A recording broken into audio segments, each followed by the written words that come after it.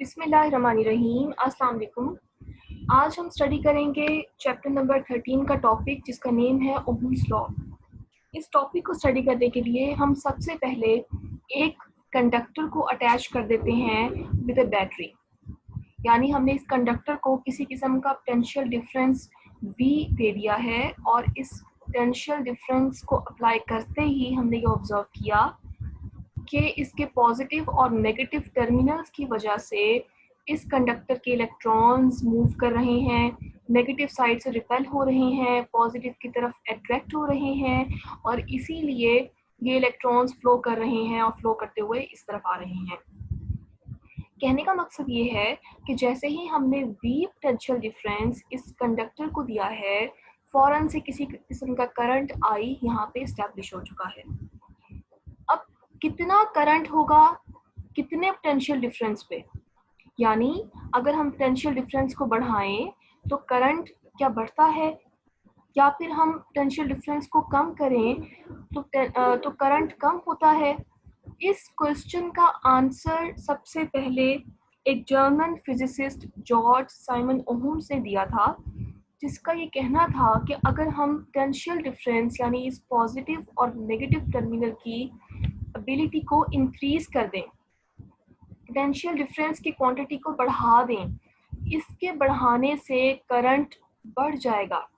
The current flowing through a conductor will increases when we increase potential difference across its end। यानी इस बात को अगर हम मैथमेटिकली रिप्रेजेंट करें तो हम कह सकते हैं the current is directly proportional to the potential difference applied across its end. यानी जितना ज़्यादा आप पोटेंशियल डिफरेंस देंगे उतना ज़्यादा ही करंट यहाँ पे जनरेट होगा। और ये बात हमें नज़र भी आ रही है कि जितना ज़्यादा ये नेगेटिव स्ट्रॉन्ग होगा उतना ही ज़्यादा ये इलेक्ट्रॉन्स इस नेगेटिव से रिपेल होंगे और जितना ज़्यादा ये पॉजिटिव स्ट्रॉन्ग होगा उतने ही ज़्यादा इलेक्ट्रॉन्स फ्लो करते हुए इस पॉजिटिव की तरफ आएंगे और उसके बाद ये बैटरी इनको पंप करेगी और पंप करके इन्हीं को दोबारा से यहाँ पे सर्कुलेट करेगी। यानी ये सारा कुछ डिपेंड कर रहा है इस पोटेंशियल डिफरेंस या फिर इस बैटरी पे। जितनी ज़्यादा आप इसको पोटेंशियल डिफरेंस देंगे उतना ज़्यादा इस जगह पे करंट जनरेट होगा। इस बात को हमने मैथमेटिकली रिप्रेजेंट करना है। I is directly proportional to V, where I is the electric current that is generated in that conductor and V is the potential difference that we have applied across its end। ये Ohm's law को लिखने का एक method है। इसकी दूसरी definition ये कहती है the ratio of potential difference and electric current in any circuit remains constant. यानी V और I इन दोनों की रेशियो अगर किसी भी सर्किट में निकाली जाए तो वो रेशियो कांस्टेंट के बराबर आती है। कांस्टेंट जिसकी जगह पे हमने यहाँ R लिखा हुआ है, R मीन्स रेजिस्टेंस। यानी अगर आप V is proportional to I इस टर्म को ओपन करते हैं तो किसी किस्म का प्रोपोर्शनैलिटी कांस्टेंट हमें चाहिए होगा। उस कांस्टेंट को नाम दे रहे हैं हम R का, capital R, which is resistance in that circuit. यहाँ से हम I को अगर इस तरफ मल्टीप्लाई कर दें तो V is equals to IR। ये ओहम्स लॉ की फाइनल टर्म है जो यहाँ बन जाएगी। इस टर्म को हम एज स्टेटमेंट लिखते हैं। German physicist George Simon Ohm's ने कहा the current flowing through a conductor is directly proportional to the potential difference across its ends। यानी current is proportional to potential difference. ये मैथमेटिकली जो term हमने लिखी थी इसको हमने यहाँ वर्ड्स में लिखा है। प्रोवाइडेड फिजिकल स्टेट्स, अब यहाँ पे हम कंडीशन रख रहे हैं। कंडीशन क्या है? Temperature etcetera of the conductor remains constant. हमने जब इस टर्म को ओपन करना है, मैंने आपसे कहा कि डायरेक्टली प्रोपोर्शनल के फैक्टर को हम जब कभी ओपन करते हैं तो किसी किस्म का कांस्टेंट आता है। कांस्टेंट तो यहाँ पे हम लिख रहे हैं कैपिटल R रेजिस्टेंस के फॉर्म में। ये कांस्टेंट R रेजिस्टेंस अमूमन कांस्टेंट नहीं होती, लेकिन हमें इसको कांस्टेंट करना पड़ेगा अगर हमने ओहम्स लॉ यूज करना है। रेजिस्टेंस को कांस्टेंट करने के लिए हमें टेम्परेचर कांस्टेंट करना पड़ेगा और तमाम वो चीज़ें जिन पे रेजिस्टेंस डिपेंड करती है उन तमाम चीज़ों को कांस्टेंट करना पड़ेगा। अमूमन ऐसा होता है कि resistance is directly proportional to temperature, यानी बहुत सारे सर्किट्स में ऐसा होता है कि आप अगर टेम्परेचर इंक्रीज़ करते हैं तो टेम्परेचर के इंक्रीज़ करने से रेजिस्टेंस भी इंक्रीज़ होती है। तो यहाँ इसीलिए हम टेम्परेचर को कांस्टेंट कर रहे हैं क्योंकि हमें रेजिस्टेंस कांस्टेंट करनी है अगर हमें V is equals to I R का रिलेशन यूज़ करना है। अगर हम टेम्परेचर को कांस्टेंट नहीं करते, फर्ज कर लें आप टेम्परेचर को कांस्टेंट नहीं कर रहे, कोई भी ऐसी सर्किटल अरेंजमेंट है जहाँ पे आप ये ऑब्जर्व कर रहे हैं कि टेम्परेचर या तो इंक्रीज हो रहा है या फिर डिक्रीज हो रहा है, तो ऐसी कंडीशन में टेम्परेचर अगर इंक्रीज होगा तो रेजिस्टेंस कांस्टेंट नहीं रहेगी और आप उन तमाम चीज़ों के लिए फिर ओहम्स लॉ को यूज़ नहीं कर सकते। जहाँ जहाँ V is equals to I R relation आपको यूज़ करना है वहाँ वहाँ आपको रेजिस्टेंस कांस्टेंट करनी है। रेजिस्टेंस कांस्टेंट आपने कैसे करनी है, आप वहाँ पे टेम्परेचर को कांस्टेंट कर दें या तमाम वो फैक्टर्स, यानी एटसेट्रा मींस तमाम वो फैक्टर्स जिनसे रेजिस्टेंस बढ़ सकती है, आपको चांस नज़र आ रहा है कि रेजिस्टेंस बढ़ेगी या फिर रेजिस्टेंस कम हो जाएगी, तो उन तमाम चीज़ों को आप कांस्टेंट कर दें। वो तमाम चीज़ें जिनमें डायमेंशंस शामिल हैं, नेचर ऑफ मटेरियल शामिल है, ये तमाम चीज़ें, length of the conductor, area of the conductor, ये तमाम वो चीज़ें हैं जिन पे रेजिस्टेंस डिपेंड करती है। तो इन तमाम चीज़ों को आपने कांस्टेंट कर देना, यानी आप लेंथ ऑफ कंडक्टर को कांस्टेंट कर दें, आप उसका एरिया कांस्टेंट कर दें, इसके अलावा आप उसका टेम्परेचर कांस्टेंट कर दें। तो सबसे बेसिक चीज़ है यहाँ पे अगर आपने ओहम्स लॉ यूज़ करना है। ओहम्स लॉ हमने देखा V is equals to I R या फिर ratio of V to I remains constant है। तो ये इस बिहाफ पे अब हम रेजिस्टेंस को डिफाइन करने जा रहे हैं। What is resistance actually? Resistance का बेसिक कंसेप्ट आप यहाँ से पढ़ेंगे और इसकी डेफिनेशन, इसका SI यूनिट आप देखेंगे कि क्या होता है। Basically resistance is actually a measure of opposition to the flow of electrons, यानी चार्जेस को जो फ्लो हमने करवाना है उसको हम इलेक्ट्रिक करंट कह रहे हैं, यानी इतनी चीज इलेक्ट्रिक करंट है, the flow of electrons. Current के फ्लो में रुकावट को आप रेजिस्टेंस कहते हैं। अब करंट के फ्लो में रुकावट कौन दे रहा है? वो रुकावट उसको आ रही है due to their continuous collision with the atoms of lattice, यानी लेटिस एटम्स हैं। Lattice atom means the positive ones, जो पॉजिटिव होता है, पॉजिटिव पार्ट होता है एटम का जो अपनी जगह को छोड़ नहीं सकता। वो पार्ट एक जगह पे एम्बेडेड होता है और वो एम्बेडेड पार्ट अपनी जगह को लीव नहीं कर सकता, जिस तरह से इलेक्ट्रॉन लीव कर जाते हैं और सर्कुलेट करते हैं पूरे अरेंजमेंट में। लेकिन पॉजिटिव पार्ट जिसको हम लेटिस कहते हैं, वो पार्ट कभी भी अपनी जगह को छोड़ नहीं सकता, वो एक जगह पे फिक्स रहता है।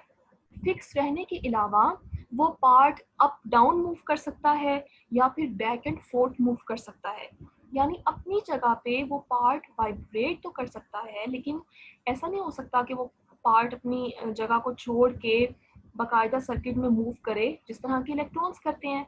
तो वो पार्ट जो वाइब्रेट कर रहा है, उस पार्ट से, उस एटम के लेटिस से कोलिजन होती है इलेक्ट्रॉन्स की ड्यूरिंग देयर फ्लो। उस कोलिजन को हम कहते हैं कि वो रेजिस्टेंस है। रेजिस्टेंस का SI यूनिट है ओहम और इसको हम सिंबॉलिकली इस तरह से रिप्रेजेंट करते हैं। ये सिंबल SI यूनिट ओहम को लिखने का है, यानी आप जब न्यूमेरिकल सॉल्व करेंगे, न्यूमेरिकल सॉल्व करते हुए फर्स्ट कर लें आपके पास इलेक्ट्रिक पोटेंशियल डिफरेंस आपको प्रोवाइड किया गया है, कोई 20 वोल्ट्स का, करंट 10 एम्पियर्स का है, आप उसको सॉल्व करेंगे तो जो भी क्वांटिटी आएगी उसको आप उसके साथ ओहम का ये सिंबल लिखेंगे, जिसका मतलब है कि आपने रेजिस्टेंस को मेंशन किया है या रेजिस्टेंस की हम बात कर रहे हैं। इसी तरह से अगर आप कहीं पर भी किसी न्यूमेरिकल की स्टेटमेंट में आपको कहा जा रहा है कि 20 ओहम्स, यानी 20 के साथ ये सिंबल है या 30 के साथ ये सिंबल है, तो आपने फ़ौरन समझ जाना है कि आपको रेजिस्टेंस की क्वांटिटी दी गई है, उसके हिसाब से आपने फिर रेजिस्टेंस की वैल्यूज पुट करके वो न्यूमेरिकल सॉल्व कर देना है। अब यहाँ पे इस ओहम को हम डिफाइन करते हैं, यानी इस रेजिस्टेंस के SI यूनिट को हम डिफाइन करने जा रहे हैं, जो आप इस जगह पे देखिए, ये फॉर्म है मैथमेटिकल, इसके अकॉर्डिंगली आपने रेजिस्टेंस को डिफाइन करना है। तो रेजिस्टेंस एक्चुअली क्या है?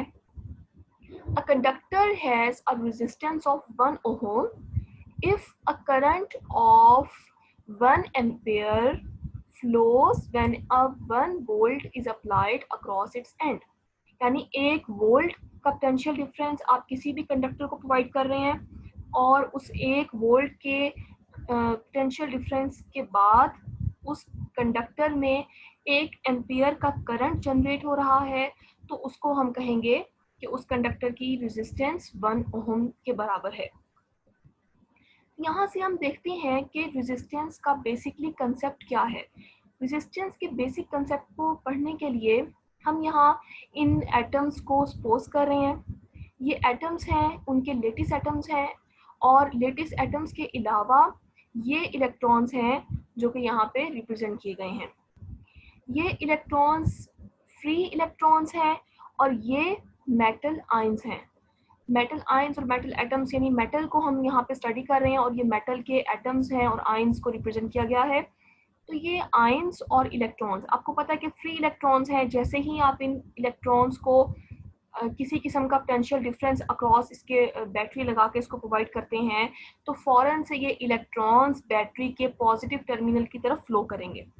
तो यहाँ पे जैसे ही इस सेकंड पिक्चर में हमने इन मेटल एटम्स को या फिर इस मेटालिक कंडक्टर को पोटेंशियल डिफरेंस प्रोवाइड किया है, फौरन से ये फ्री इलेक्ट्रॉन्स मूव करना शुरू हो गए हैं towards the positive side, positive terminal of the battery.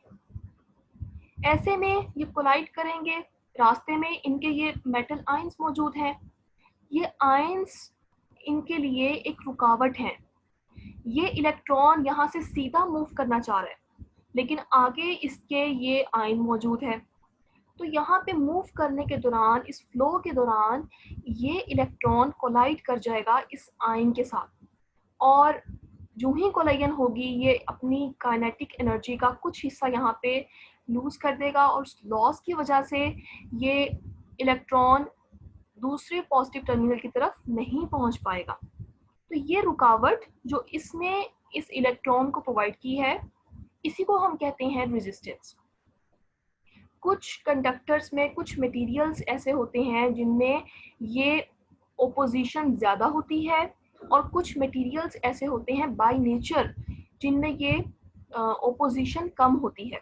तो हम कहते हैं कि उस कंडक्टर की या उस मटेरियल की रेजिस्टेंस ज़्यादा है या रेजिस्टेंस कम है, और वो इस बिहाफ पे हम कहते हैं कि ये गुड कंडक्टर है या फिर बैड कंडक्टर है। यानी अगर इसमें रेजिस्टेंस इसकी ज़्यादा है तो इसका मतलब कि ये इलेक्ट्रॉन्स को गुजरने नहीं देगा। तो इसीलिए हम कहते हैं कि ये करंट को क्योंकि फ्लो नहीं करवा पा रहा, तो ये या तो इंसुलेटर है या फिर बैड कंडक्टर है। तो यहाँ पे होता क्या है कि ये सारे इलेक्ट्रॉन्स, इस तरह हमने एक इलेक्ट्रॉन को यहाँ पे देखा, इस तरह ये सारे इलेक्ट्रॉन्स मूव करना चाह रहे हैं, लेकिन मूवमेंट के दौरान, अपने फ्लो के दौरान, ये इलेक्ट्रॉन्स कोलाइड कर जाते हैं इन लेटिस एटम्स के साथ, और इनके कोलाइजन की वजह से ये इलेक्ट्रॉन्स दूसरे टर्मिनल की तरफ नहीं पहुंच पाते, देर से पहुंचते हैं, और इस रुकावट को हम कहते हैं कि ये अब ये रुकावट जो है बेसिकली ये क्या कर रही है, ये एनर्जी को लॉस करने का सबब बन रही है। तो इसीलिए ये कंडक्टर जहाँ पे ये कोलाइजन हो रही है, वो कंडक्टर हीट अप हो जाएगा। जैसे ही ये एनर्जी यहाँ पे लूज करेगा, इस एनर्जी को वेस्ट होते ही फौरन से वो एनर्जी कहाँ जाएगी, वो इन एटम्स के पास जाएगी। इन लेटिस एटम्स के पास जाके वो इन एटम्स को वाइब्रेट करवाएगी, इनकी वाइब्रेशन बढ़ जाएगी। उस थर्मल वाइब्रेशन के बढ़ने की वजह से वो कंडक्टर हीट अप हो जाएगा, और जैसे ही कंडक्टर हीट अप होगा, हमें पता लग जाएगा कि फौरन से उस कंडक्टर में करंट फ्लो कर रहा है। जैसे कि हमने करंट की प्रॉपर्टी देखी कि करंट जहाँ से भी गुजरता है उस मटेरियल को हीट अप कर देता है। तो ये हीट अप से हमने देखा कि यूं ही इनको हीट मिलती है, फौरन से इनकी वाइब्रेशन बढ़ जाती है। यानी अब यहाँ पे एक तो ये कि इनकी कोलाइजन हो रही है और हीट जनरेट हो रही है। इसके अलावा अगर ऐसा हो जाए कि कहीं बाहर से इसको टेम्परेचर इंक्रीज मिल जाए, यानी इस कंडक्टर को आपने कहीं से कोई टेम्परेचर इंक्रीज करने के लिए आपने कोई भी ऐसी कुछ इंस्ट्रूमेंट लगा दिया या कोई भी चीज़ बाहर से इसको दी जिससे इसका टेम्परेचर इंक्रीज हो गया है, तो ऐसे में टेम्परेचर इंक्रीज होने से खुद से इन लेटिस एटम्स की वाइब्रेशन बढ़ जाएगी, और अगर इनकी वाइब्रेशन बढ़ गई तो ये अप एंड डाउन ज़्यादा मूव करेंगे या फिर बैक एंड फोर्थ ज़्यादा मूव करेंगे।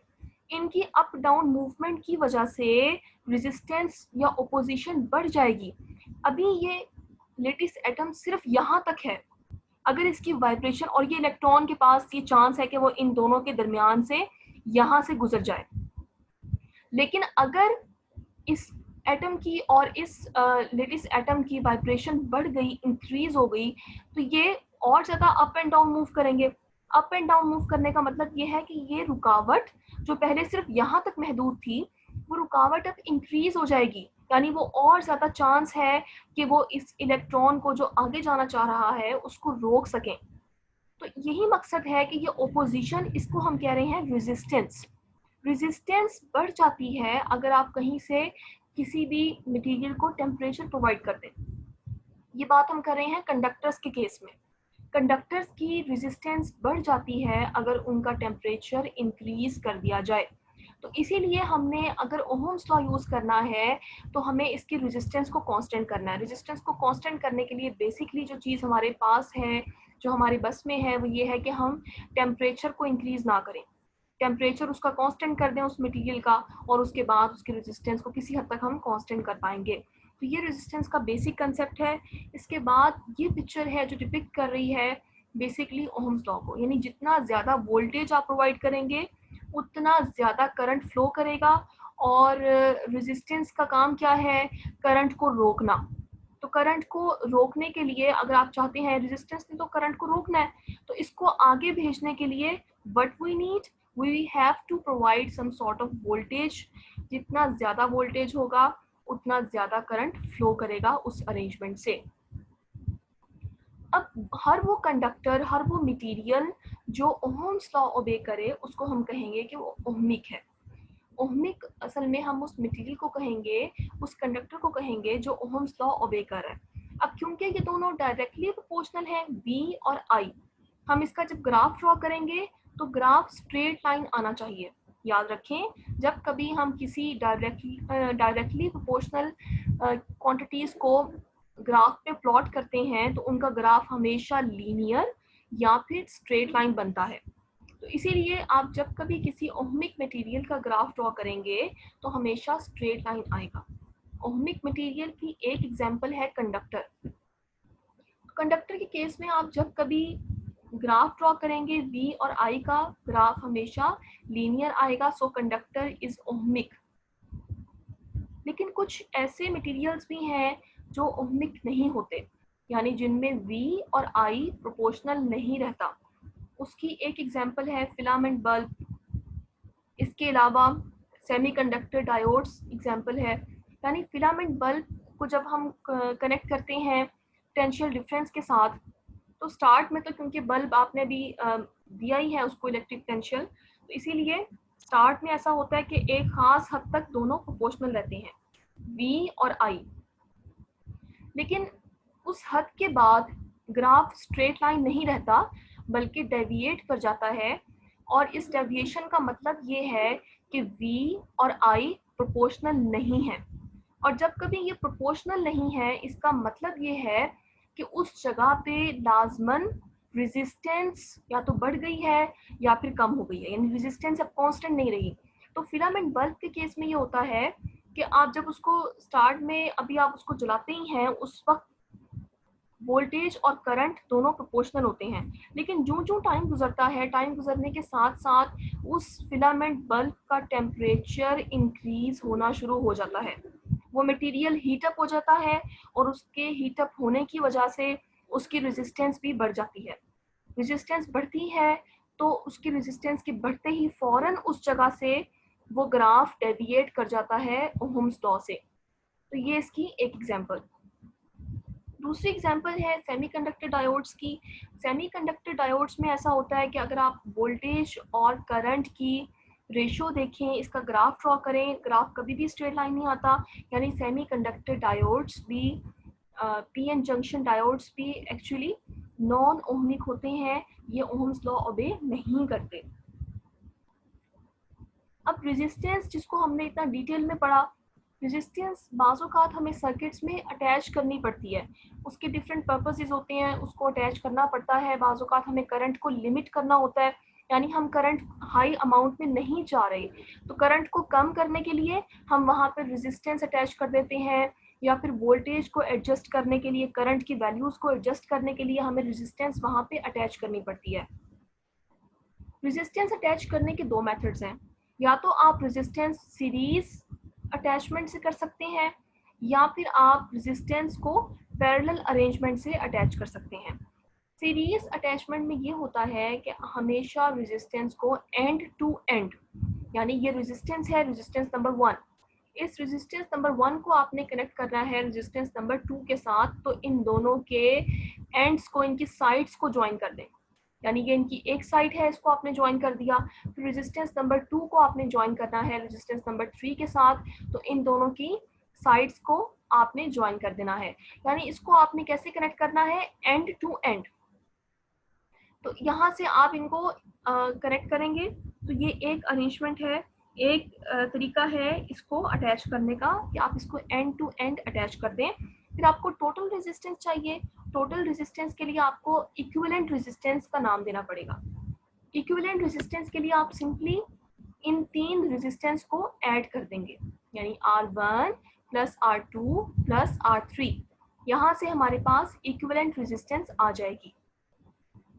दूसरा तरीका ये है कि आप पैरेलल अरेंजमेंट करें। पैरेलल अरेंजमेंट के लिए आपने इनको ऐसे कनेक्ट करना है कि इन रेजिस्टेंस की साइड्स आपस में कनेक्ट कर दीजिए, यानी ये तीन रेजिस्टेंस हैं, रेजिस्टेंस 1, रेजिस्टेंस 2, रेजिस्टेंस 3।